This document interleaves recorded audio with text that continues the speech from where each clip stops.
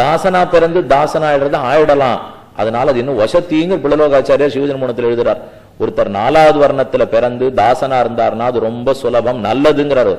நான் பிராமணனா பிறந்துட்டேன்னு பயந்துட்டு இருக்கேன் இப்போ. ஏன்னா அதனால ஒருவேளை மோட்சம் போறேன்னு எனக்கு ஒரு திமிர் வந்துடுச்சுன்னா நிச்சயமா தரமாட்டார். இன்னும் 100 பேரை நான் எடுப்பேன். அதனாலதான் இவ ரொம்ப ஜாகிரதையா அடியேன் ராமானுஜ தாசன்னு சொல்ல வச்சா. நிதானமா பேசி பார்த்தோம்னா எல்லாம் புரியும், யோசிச்சாத்தான் எதுவுமே புரியும். அதுதான் இந்த இடத்துல சொல்றார். 4 வர்ணம் பிரிக்கப்பட்டது. பக்ஷசோ ராட்சசோக்தி ததா பை பிரம்மணோ பவன்.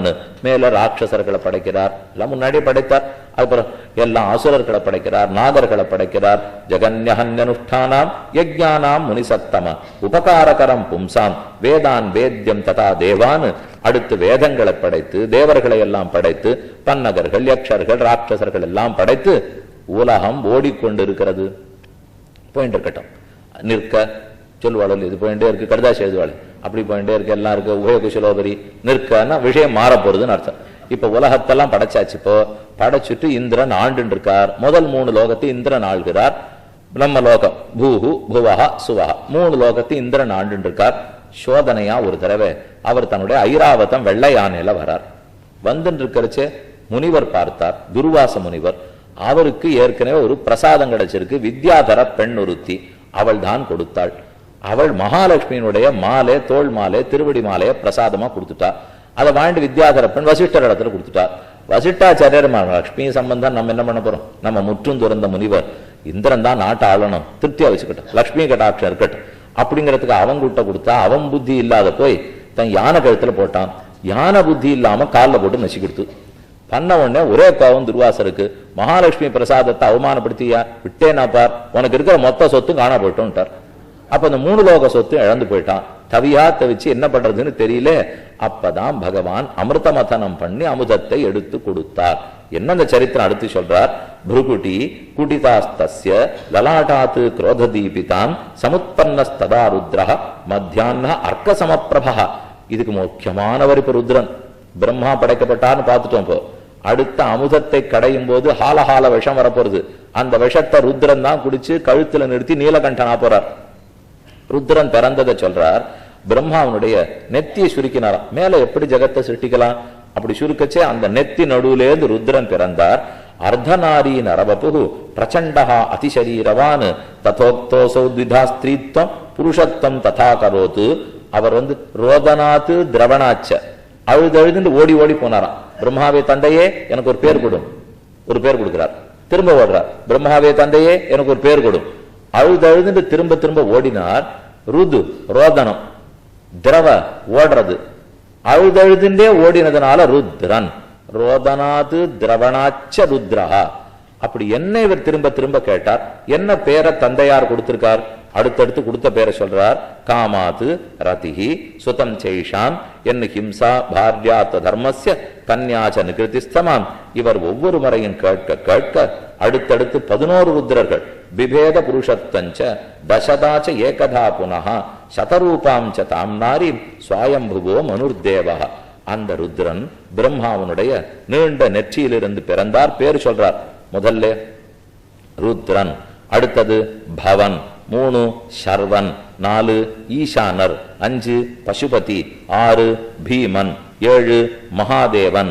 சபிதாமஹ சபிதாமஹ சக்கரே நாமான்யதைதானி ஸ்தானான்யேஷாம் சகாரசஹ. அப்ப முதல்ல ருத்ரன் 7 பேர் அழுது. பவன், சர்வன், ஈசானன், பசுபதி, பீமன், மகாதேவன் என்றெல்லாம் பேர். அந்தந்த உருவத்தோட சூரியோ ஜலம் மகி வன்ஹி வாயுர் ஆகாசமேவச்ச தீட்சிதோ பிராமண சோம இத்தேதாஸ்தனவக்கிரமாது. அவரவருக்கு அந்தந்த மகன் பிறந்தனர். அவருடைய மனைவி பேர் சொல்றார். சுவர்ச்சலா, ஓஷா, சுகேஷி, சிவா, ஸ்வாஹா, திசா, தீக்ஷா, ரோகிணீச்ச யதாக்கிரமது. சனைச்சரஸ்ததா. பிள்ளைகள் சொல்றார். சனைச்சரஹா, சுக்ரஹா, லோகிதாங்கஹா, மனோஜவஹா, ஸ்கந்தஹா, சர்கஹா, சந்தானஹா, புதஸ்ச அனுக்கிரமாத் சுதஹ. இவர்களெல்லாம் மனைவிகள், மகன்கள். அப்ப ருத்ரனுடைய பத்னிகள், ருத்ரனுடைய மகன்களை சொன்னார். பிரம்மா இவர்கள் எல்லாம் படைச்சாச்சு. இப்போ மேற்கொண்டு லோக சிருஷ்டி நடக்கணும். அப்ப வராகாவதாரம் பண்ணி ஜகத்தையும் காப்பாத்திட்டார். இந்திரன் இப்ப பதவி இழந்திருக்கார். அதுக்காக அவருக்கு மீட்டு கொடுக்க வேண்டும். இந்திரன் போய் பெருமாள்கிட்ட கேட்கிறார், எப்படி பண்ணலாம்? மந்திர பர்வத்தத்தை கொண்டு போய் என்னுடைய கடல்ல போடுங்க, பார்க்கடல்ல வச்சு தேவர்கள் அசுரர்களுமா சேர்ந்து நன்னா கடைங்கோ, அதுலேருந்து அமுதம் வரும், சாப்பிட்டுட்டீங்கன்னா நீ இழந்த பலத்தை பெற்றுடலாம். அந்த சமயம் அமிர்த மதனம் பண்ணச்சே மகாலட்சுமியும் தோன்றுவாள். அப்ப அவள்கிட்ட பிரார்த்தனை பண்ணிக்கோ, பட்டதெல்லாம் உனக்கு சரியா போடும், அவளே அனுகிரகிக்கட்டும்னு சொல்லுகிறார். அப்பதான் லக்ஷ்மி வைபவத்தை கூறிக்கொள்ளுகிறார். நித்திய வேஷா ஜெகன்மாதா விஷ்ணோ ஸ்ரீர் அனபாயினி யதா சர்வகதோ விஷ்ணு ததைவேயம் திஜோத்தம.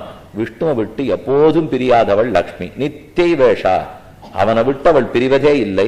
இறையும் அகலகில்லேன், அகலகில்லே நிறையும் என்ன அலர்மேல் மங்க உரமார்வான்னு நம்மாழ்வாருடைய திருவேங்கடமுடையான பத்தின பாஷம். அப்படி விட்டு பிரியாமல் இருக்கிறாள். எங்கெங்கெல்லாம் பகவான் இருப்பாரோ அங்கெங்கெல்லாம் அவளும் இருக்கிறார். அவள் தான் இப்போ மகாலட்சுமியாக அமிர்தமதன காலத்தில் பார்க்கடலிலிருந்து உருவாக போகிறாள். யதா சர்வகதோ விஷ்ணு ததைவேயம் துஜோத்தம ராகவத்வே அபவத் சீதா ருக்மிணி கிருஷ்ண ஜன்மனி. பகவான் ராமனா பிறக்கிறச்சே சீதையா பிறந்துடுறா, கண்ணனா பிறக்கிறச்சே ருக்மிணியா பிறந்துடுறா, அவர் என்னவா பிறக்கிறச்சேவும் கூடவே பிறக்கிறார். எதுக்குன்னு அப்பதான் சுவாமி நம்ம பிழைக்கலாம்.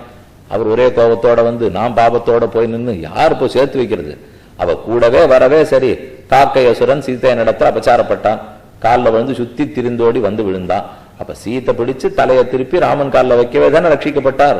அவ கூட இல்லைன்னா கொன்னுருப்புறே. அது போலதான் எம்பாடு போ. அதனாலதான் எப்பவா இருந்தாலும் கூடவே பிராட்டியும் அவதரிக்கிறாள். அவ ரெண்டு பேருக்கு இருக்கிற சம்பந்தம் சொல்றார். ஸ்ரஷ்டா விஷ்ணு இயம் சிருஷ்டி ஸ்ரீர் பூமி பூதரோ ஹரிஹி. ஸ்ரீதான் பூதேவி, அந்த பூமியை தாங்கிறவர் ஹரி.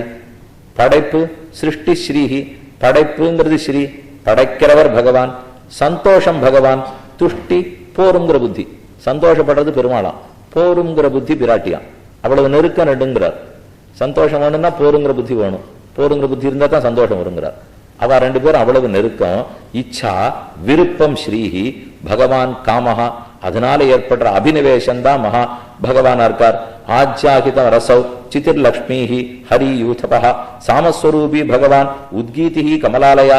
சாமமா பெருமாள் இருக்காராம். சாமவேதம் ஹா ஊஹா ஹவுஹான்னு சொல்றோம் இல்லையோ, அந்த சாமமா பகவான் இருக்கார். சாமஸ்வரூபி பகவான். உத்கீதிஹி கமலாலயா, அதற்குள்ள இருக்கிற உத்கீதம்னு ஒரு பிரணவம். சொல்ற சாமத்துக்குள்ள உத்கீதம்ங்கிறது ஒரு சாமம், அதுவாக மகாலட்சுமி இருக்கிறாள். சங்கரோ பகவான், பகவான் தான் சங்கரர், கௌரி தான் மகாலட்சுமி.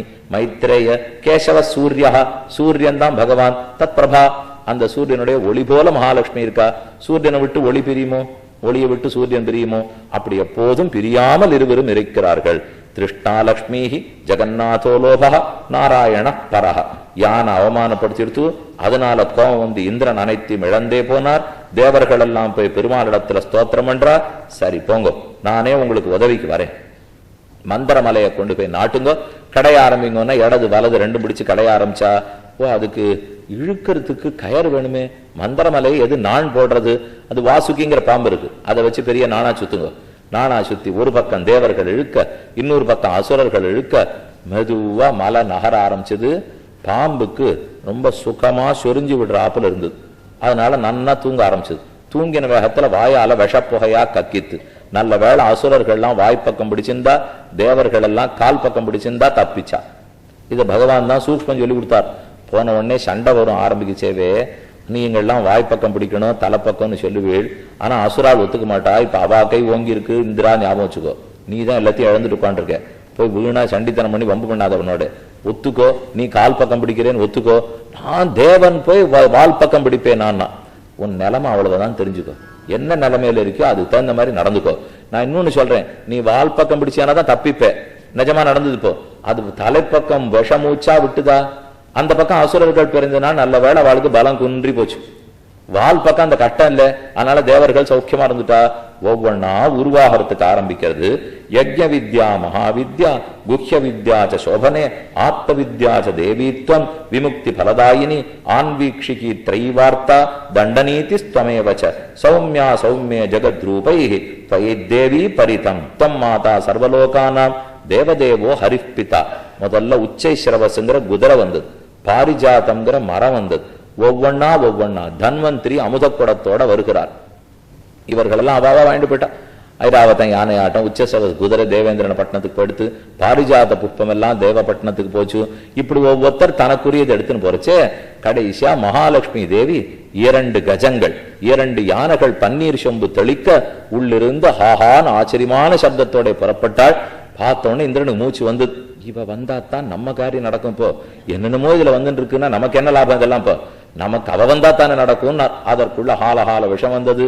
ருத்ரன் இடத்துல பிரார்த்தித்தார். அவர் எடுத்து மொத்த விஷத்தையும் குடித்து கழுத்தோட நிறுத்தினார். கழுத்து விஷத்தால நீளமா போச்சு. நீலகண்டன்ற பேர் வாங்கிட்டார். அடுத்து மகாலட்சுமி வர ஸ்தோத்திரமா பண்றான் இந்திரன். நீர் தான் எல்லாம், உம்மிடத்துல இருந்து தான் எல்லாம், அனுகிரகத்தால தான் எல்லாம், எல்லாத்தையும் இழந்து நிற்கிறேன். நீர் தான் இப்ப திரும்ப அனுகிரகித்தாகணும். தம் மாதா சர்வலோகானாம், அனைத்து லோகத்துக்கு நீர்தான் மாதா. தேவதேவனான ஹரிதான் பிதா.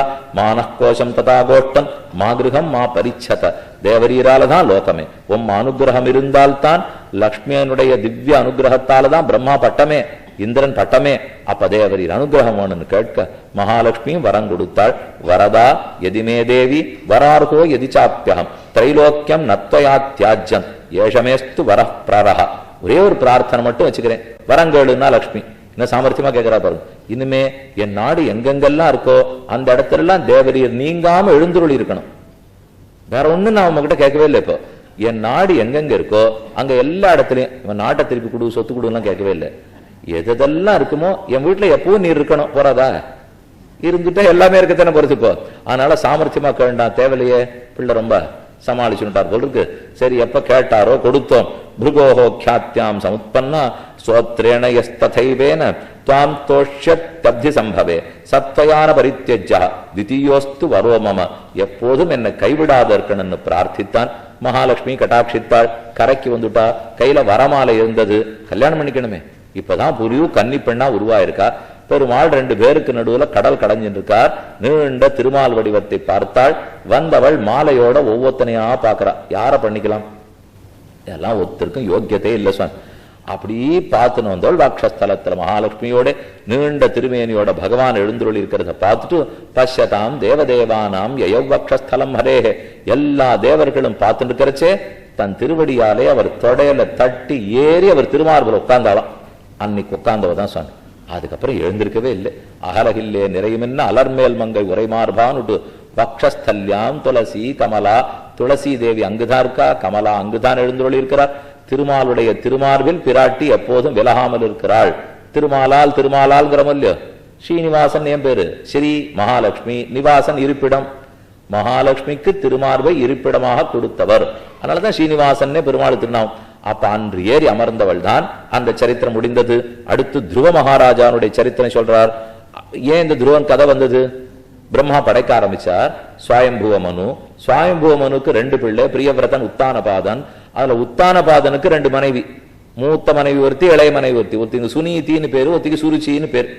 அதுல சுருச்சிக்கு உத்தமன் ஒரு பிள்ளை, சுனீதிக்கு துருவன் ஒரு பிள்ளை. அந்த பிள்ளை உத்தமன் தாப்புனாருடைய மடியில ஏறி உட்காந்து துள்ளி விளையாடின்றான். துருவனும் ஏறத்துக்கு போகிறதுக்கு பார்த்தான். கிடையாதுன்னு அவன் தடுத்துட்டான். அவன் இன்னொரு தாய். இந்த குழந்தை பேர்ல கோபம். அதனால நீ இப்போ என் மடியில பிறந்து என் வயத்துல பிறந்திருந்த பிள்ளையா இருந்தா தான் அப்பா மடி கிடைக்கும். ஒண்ணு செய், நீ காட்டுக்கு போ, நீண்ட தவம் புரி, பகவான பிரார்த்தி, மறுபடியும் என் வயத்துல போற, அப்புறம் தான் அப்பா மடி உண்டுன்னா. அடிப்பட்ட பாம்பு போல குழந்தை ஓடி வந்தான். திடீர்னு அப்பா மடி கிடையாதுன்னு சொல்லிட்டா கோபமா இருக்காதா?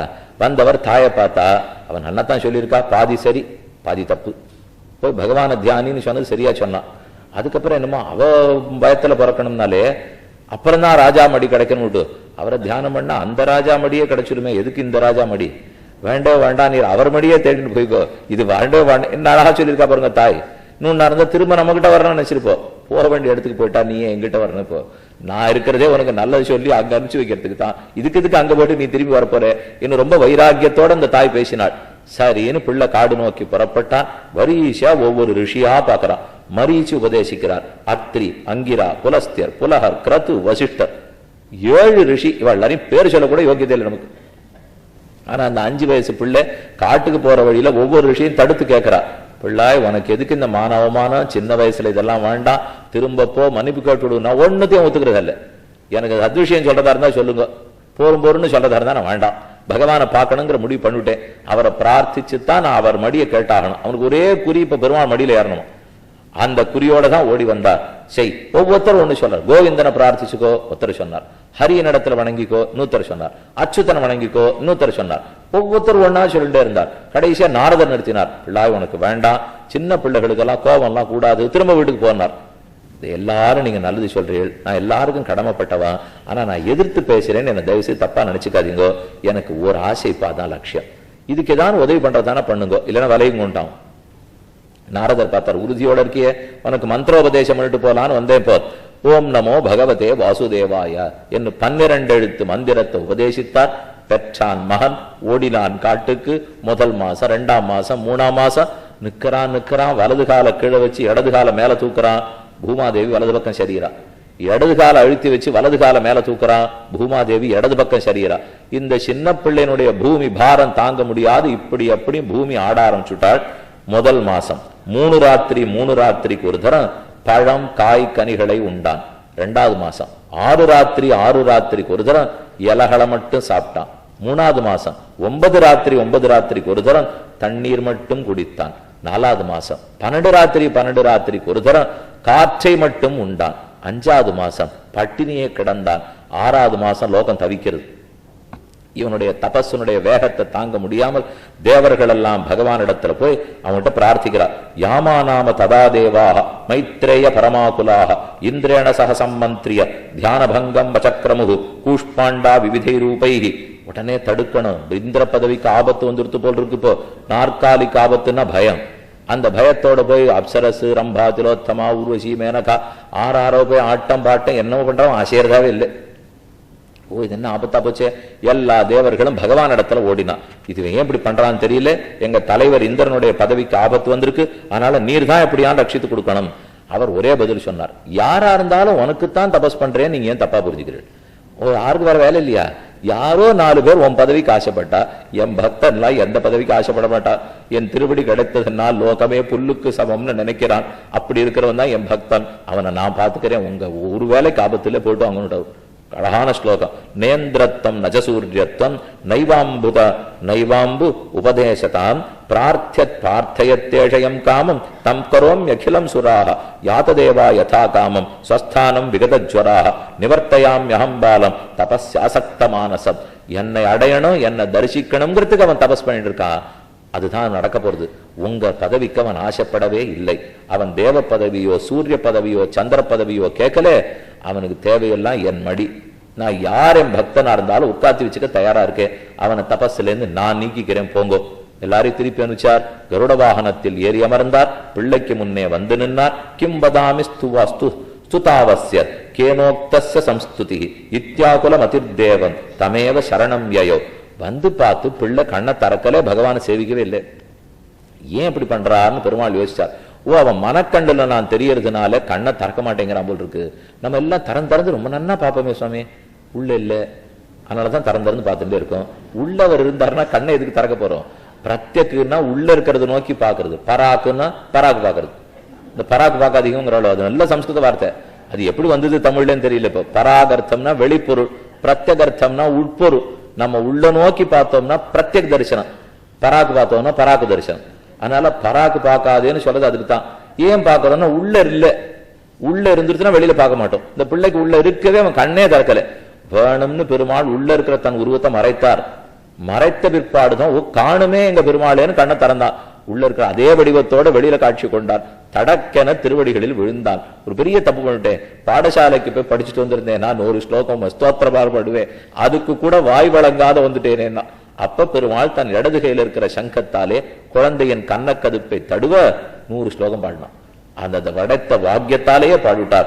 சங்க பிராந்தேன கோவிந்தா தம் பஸ்பர்ஷ கிருதாஞ்சலின் உத்தான பாத தனயன் த்விஜவருஷ ஜெகத்பதி பூமிராபோ நலோ வாயு கம்மனோ புத்திரேவச்ச பூதாதிராதி பிரகிருதிர்யஸ்ய ரூபோ நதோஸ்மிதம் சுத்தः சூக்ஷ்மः அகில வியாபி பிரதானாத் பரதः புமான் யஸ்ய ரூபம் நமஸ்தஸ்மை புருஷாய குணாத்மனே தம் பிரம்மபூதம் ஆத்மானம் அசேஷ ஜெகதः பதிம் பிரபத்யே சரணம் சுத்தம் தத்ரூபம் பரமேஸ்வர.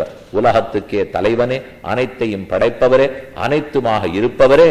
அடி எனக்கு என்ன பேசுறதுன்னு தெரியல, நாக்கு தளதழுத்து போச்சு, பேச முடியலே, விழுகிறேன் என்று திருவடிகளில் விழுந்தான். சரணாகத்தை அனுஷ்டித்தான். துருவ பதவியே கொடுத்து அங்கிருப்பாய், இனி நட்சத்திர மண்டலங்கள்லாம் உன்னை சுற்றி வரும். ஜோதிஷ் சக்கரங்களும் சிம்சுமார சக்கரமும் உன்னோடே சேர்த்து இணைக்கப்பட்டிருக்கும். அங்கிருந்து பதவி முடிந்த பிற்பாடு நம் சாயுஜ்யத்தை அடையலாம் என்று பெருமாள் சொல்லி அவன் அனுகிரகித்தார். அதுக்கப்புறம் துருவனுக்கு அங்கன், அங்கனிடத்திலே வேனன், வேனிடத்திலே பிருது, அதுக்கப்புறம் பிராச்சீன பருகி, அப்படி தக்ஷ பிரஜாபதி வந்து தக்ஷனுக்கு கன்னிகைகள் திதி அதிதி இருவரும் தக்ஷனுடைய பெண்களா பிறந்தா. அதுல திதி தேவி அதிதி தேவி கஷ்யபனை கல்யாணம் பண்ணி கொண்டார்கள். அதுல அதிதி பெத்த பிள்ளைகள் எல்லாம் சூரியன் முதலான இந்திரர்கள் தேவர்கள், திதி பெத்த பிள்ளைகள் எல்லாம் தைத்தேயர்கள், அவர்கள்லாம் அசுரர்கள். அப்பப்ப 2 பேருக்கும் போட்டி வரும். ஒரே தந்தை, 2 மனைவி, 2 தாய்கள். அதனால அவளுக்கு எப்பவுமே மாற்றாந்தாய் போட்டி தான். அந்த போட்டியில இவா கை ஓங்கும், அவா கை தாழும், அவா கை ஓங்கும், இவா கை தாழும். இந்த சமயத்துல ரொம்ப சிரமமான தசை. இப்போது எல்லாரும் இழந்து போயிட்டோங்கிறதுக்காக ஹிரண்யகசிபு, ஹிரண்யாட்சனுடைய உடன் பிறந்தவன், ஹிரண்யாட்சன் வராக பெருமாள் கொன்னுட்டார். அதனால ஹிரண்யகசிபுவுக்கு கோபம் தாங்காமல் நீண்ட தவம் புரிந்தான். தவம் புரிந்து பிரம்மாவை பிரத்யட்சமாக்கி வேண்டிய வரம், எதுனாலே எனக்கு மரணம் கூடாதுங்கிற அளவுக்கு வாங்கினுட்டான். தஸ்ய புத்திரோ மகாபாகா பிரஹ்லாதோ நாமநாமதா பபாட பாலபாட்டானி பாலபாட்டானி குருகேகதோத்பகா. அவனுக்கு 4 பிள்ளைகள். அதுல பிரஹ்லாதன்கிற ரொம்ப அழகான பிள்ளை. அந்த பிள்ளை பரம பாகவதனாக இருக்கிறார், வளர்ந்தார், தன்னை போல் பிறட நினைக்கிறார், ஆச்சாரியனிடத்தில் அதீத பக்தியோடு இருக்கார், ஆத்ம பரமாத்ம ஞானம் இருக்கு, தேகாத்ம விவேக ஞானத்தோட வாழ்கிறார், நேர்மை உண்மை அதீத அஹிம்சை, இப்படியே சின்ன பிள்ளை வாழ்ந்துன்னு வரார். நேர் எதிர் ஹிரண்யகசிபு தந்தை எப்படி இருக்கானோ நேர் எதிர் தனயன். அப்படி கூட இருக்க முடியுமா? அசுரர்கள் இருக்கலாமா? இருந்திருக்கானே. அப்ப பிறப்பால் அசுரன், ஆனா வளர்ப்பால் அசுரன் இல்லை. கயாதுனுடைய தாய், இவ கர்ப்பவதியா இருக்கச்சே இந்திரன் அந்த தாயை பற்றி இழுத்துன்னு போய் கர்ப்பத்தை அழிச்சுடணும்னு பார்த்தான். ஹிரண்யகசிபு தவத்துக்கு காட்டுக்கு போயிட்டான். தாய் கர்ப்பவதி, கயாதுன்னு அவன் மனைவி, பிரஹ்லாதன் பிறக்க போறார். அது தெரியாம இந்திரன் அவனை இழுத்துன்னு போய் கொன்னுடணும்னு பாக்குறார். நாரதர் தான் கூட்டு சொன்னார், நீ தப்பான முடிவெடுத்திருக்கே, அந்த பெண்ணை எங்கிட்ட ஒப்படைச்சிரு, நாய ஆசிரமத்துல வச்சுன்னு வளர்த்துன்னு வரேன்ப்போ, அவ வயத்துல பிறக்க போறதுன்னு யாரும் தெரியாது, தப்பு பண்ணே, இனிமே நீ பிழைக்கவே வழி இல்லைன்னு. இந்த குழந்தைய மட்டும் அழிச்சியானா அடுத்த சக்கராயுதம் உன் தலைக்குத்தான். அதை தெரிஞ்சுக்கோ. உன்னை எவ்வளவு தூரம் ரட்சிச்சு வச்சிருக்காரோ திருமால், அவரே உன்னை அழிச்சிருவார். ஏன்னா பிள்ளை அவ்வளவு பரபக்தனா பிறக்க போறான்னு இந்திரன் ஒத்துனுட்டான். தன் ஆசிரமத்துல வச்சுன்னு நாரதர் கதையா சொல்றார். கர்ப்பத்துல உள்ள பிள்ளை வளர்ந்துன்னு வரா. பகவத் கதையை கேட்டுட்டு அவ ஆயாசத்துல தூங்கி தூங்கி விழறா. ஆனா கர்ப்பம் தூங்காம நின்று கேட்டு இருக்கு. எல்லா சரித்திரத்திலையும் காதல வாங்கிட்டு கர்ப்பஸ்ரீமானா வளர்ந்துட்டான். கர்ப்ப காலத்திலேருந்தே திருவுடையவனா கருவுடையவனா திருவுடையவனா, கருவிலே திருவுடையவன், அதுதான் அவன் பெருமை. இப்போ ஆனா தொண்டடிப்படியாழ்வார் நம்மளை பார்த்து சொன்னார், கருவிலே திருவிழாதீர் காலத்தை கழிக்கின்றீரே. கர்ப்பஸ்ரீமானா இருந்துட்டு போலாமே. கருவரங்க துட்கடந்தேன் கைதொழுதேன் கண்டேன் திருவரங்கமேயான் திசைன்னு பாசம். கர்ப்பரங்கத்தில் இருக்கிறச்சேவே, கருவரங்கத்தில் இருக்கிறச்சே திருவரங்கத்துக்கு கை கூப்பினார். நமக்கு 35 வயசானாலும் இன்னும் கை கூப்பல. ஆனா அவரானா 3 மாசத்துல கருவரங்க துட்கிடந்தேன் கண்டேன் திருவரங்கமேயான் திசைன்னு, அது அவருக்கு இருந்த பெருமை. ஆழ்வார் அப்படி பாடினார். பிரஹ்லாதன் பிறந்து வளர்ந்து வருகிறான். பிரவிஷ்ட கோஸ்ய ஹிருதயே துர்புத்தேர் அதி பாபகிருத்து. மேலே சரித்திரம் பார்ப்போம். அப்படியே பிள்ளை வளர்ந்துண்டு சண்டன் அமர்கன்னு 2 பேர், சுக்கராச்சாரியருடைய 2 மகன்கள். அவ 2 பேரு தான் இந்த பிள்ளைக்கு ஆச்சாரியாள். ஹிரண்யகசிபு பிள்ளைக்கு 5 வயசு உடனே பாடசாலையில சேர்த்துட்டா. நன்னா சொல்லிக் கொடுங்க, ஹிரண்யாய நமஹா திருப்பி திருப்பி சொல்லுங்க அப்படின்னு சொல்லி கொண்டு விட்டுட்டான். அவர் நன்னத்தான் சொன்னார், ஹிரண்யாய நமஹா. ஆனா எதிரொலிக்கிற மாதிரி நாராயணாய நமஹா என்று பதில் வந்தது.